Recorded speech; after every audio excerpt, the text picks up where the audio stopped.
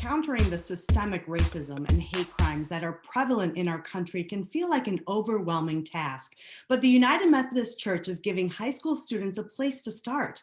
6 United Methodist organizations are sponsoring a 4-day virtual justice camp beginning June 13th. To learn more, let's welcome Nura Zaki, a Justice Generation young adult leader from the Northern Illinois Conference, Shaban Colonel, Executive Director of the United Methodist Church Native American Comprehensive Plan, and Amania Drain, the Northern Illinois Conference Project Manager for Strategic Initiatives. Amania, tell us a little bit more about Justice Camp and how it got started and what's the goal? Justice Camp is a vision of our Justice Generation leaders of the Northern Illinois Conference United Methodist Church that they wanted to provide an opportunity for high school students around our conference and around the denomination to learn more about what it means to be anti-racist and how to connect that from your faith perspective. And it just started with those leaders wanting to provide that opportunity. Tell us a little bit more about Justice Generation. Well, Justice Generation started August 2020. Nura, who is here with me, she is one of the young adult leaders who planned and prayed and talked through that so that we would have an opportunity just to get our high school students involved. We looked at Jeremiah 1, I think verse 8, when God was talking to Jeremiah, and Jeremiah felt like, I'm just a boy, but God leads us in ways and things to do. And so every month since August, these high school students from around our conference have been meeting under the leadership of Nura and other volunteers within our denomination and in our conference. Nura, can you tell us a little bit more about the camp itself? I understand it's mostly virtual, right? Yes, so the Justice Camp is going to be an upcoming summer program for high school aged youth across the United Methodist denomination and even outside of it. And it is going to be virtual, not unlike this interview. And we actually are really excited to see how that will expand the access to even more high school participants across the country to be joining us. Um, this is going to be in response to the heightened racist violence that we've experienced in the United States this past year, and the need that it's created to offer spaces of support, of solidarity, and of collective action within the youth of our congregations. Shaban, tell us how the Native American Comprehensive Plan got involved and what's the goal for your students to participate? Well, thankfully, we're a part of a denomination that now I have to say things kind of tongue in cheek. There's successes and failures on levels of inclusivity. But for the most part, we strive to be inclusive in the work that we do, and we try to do the best that we can to include all the voices that we find in society. So luckily, we have a structure in place, and that's who I work for, is the Native American Comprehensive Plan. And I'm just thankful that these ideas have been percolating in response to what we see in society. And really, the invitation was just given just by virtue of the national office saying, would you like to participate in talking with some of our young people from namely the Northern Illinois area, but also from around the country, in response to kind of developing that understanding of what does justice mean from our perspective. And so one of the things that we always recognize is that when we examine history, that we have to acknowledge that there's been a normalizing of the silencing of the stories of all of our groups in some capacity.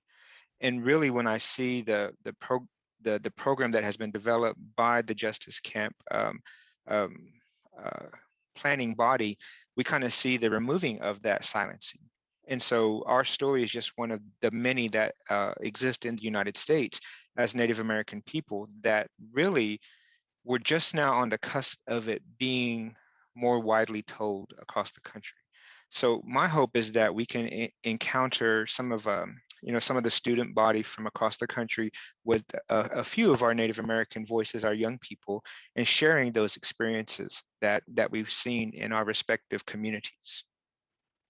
Wonderful. Amalia, there's 4 sessions and so 4 locations. Can you tell us a little bit about the locations and the meaning behind choosing those specific places? In the Northern Illinois Conference, we have an anti racism task force. We have been meeting for a number of years. And with the Justice Generation leadership, we decided to do the camp. We looked at some of the foremost voices that can address some of the systemic racism within our country. And, everybody knows of Brian Stevenson, Just Mercy, and the work that he's doing around mass incarceration. So we definitely wanted to go to Montgomery, Alabama, and look at that work and with the accused, the shut out, and the incarcerated. But we wanted to start at home in Chicago. So our first day is going to be at DuSable Museum, the nation's oldest African American museum. So we're going to start out there and all the sessions are going to be on a Sunday afternoon. And that one is going to be in person for those students who live in the Chicagoland area, physically distanced. But then it does turn into a virtual tour because we'll have students from around the country. So we go to Montgomery, Alabama, as I said, with the Equal Justice Initiative. Then we go all the way to Oklahoma. And we are so excited that we not only have this being the 100-year commemoration of the Tulsa Race Massacre. So we will be there with the Greenwood Rising Museum that's being built, that should be finished by June. We'll also visit the John Hope Franklin Center for Reconciliation. And then we will have Shaban and some of his Native American high school students for us to have a really good dialogue and understanding. And then our fourth day will be the 8th of August. And that's where we're going to just come together with all the students that have been on this virtual journey with us and really have some deep reflective time. So as they're going back to high school, they can, be in a mindset of where do I go with this and how do I live this out and how am I able to share my voice as Jeremiah 1:8 we talked about. How do I share my voice and speak out against these injustices? Shaban, what do you hope that students who participate in this take away? My hope as a director of our initiative in the denomination is that young people can actually have the opportunity to hear an authentic voice of representing our Native American communities. I think that the term that I like to use is that voice will possess a cultural literacy that we may not often see in some of our studies when we go through school, and even we may not hear about the conditions of Indigenous peoples until we get into, higher education, graduate school, that kind of thing. So my hope is that somehow the seeds are planted, that people can see the authentic voice, can hear the authentic voice of the Native American community, and that's really what my hope is. I was excited when I heard that there was a parallel with the community here in Oklahoma and in Tulsa. I myself went to seminary in Tulsa, so I knew of the story of Black Wall Street, of the Greenwood District. And I would very much say that the world is just now starting to realize the enormous gravity of what happened in that community.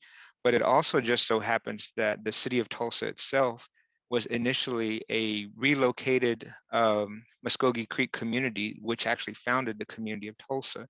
So there's this dual story that has been silenced throughout history, that initiatives like the Justice Camp are actually bringing voice to that, to the joy of survival, even to the warnings that history talks about, so that maybe in hopes that we don't repeat that.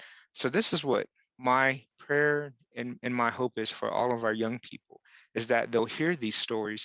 And even as we think about what is going to be the end result of the Justice Camp, I really would say that's to be determined, because it's going to come from, whatever excitement, whatever our young people feel compelled to say, this is what is my concern.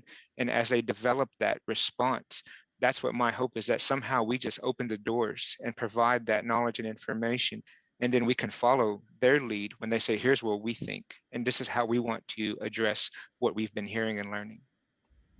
Nura, what's your hope personally that you will take away from this camp? I know you've been involved in the Justice Generation, and maybe just talk about some of the things that you have been learning and how important it is for our youth to be aware of the things that have been happening in our country. So, in this year of historic social movement, young people have not only participated in record numbers, but they have led the efforts to organize and to show up. So, I want to see young people feeling confident about their convictions, their faith expression of seeking justice, not just in their neighborhood communities, but in their faith communities.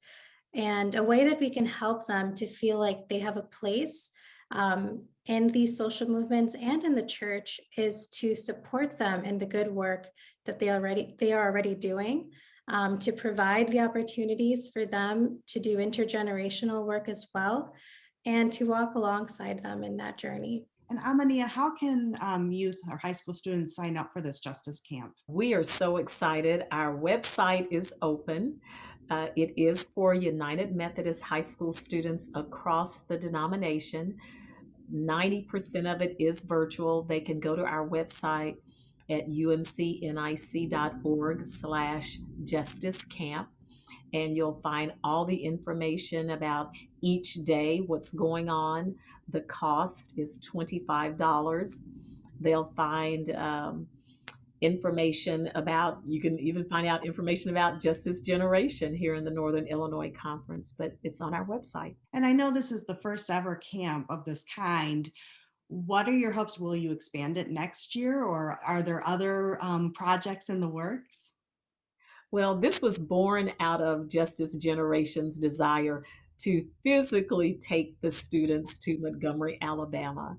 And early on, we knew that that was not going to happen. So we shifted and we started working with our United Methodist Volunteers in Mission and with Reverend Shaban Colonel and others to make this a virtual event, because we thought it was so important with all the work that the students had done through the Justice Generation program that we have something for them. So we hope to do some things in person, but with this being a virtual event and how our denomination has come together across the country, I think you're going to see some other things happening where we work together across the denomination virtually in the future.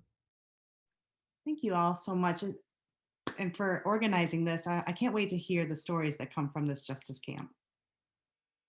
Thank you, Anne Marie. Thank you, Shaban, Nura, and Amania. I'm Anne Marie Gerhardt for Different Drummers and the Greater Chicago Broadcast Ministries. Keep the faith.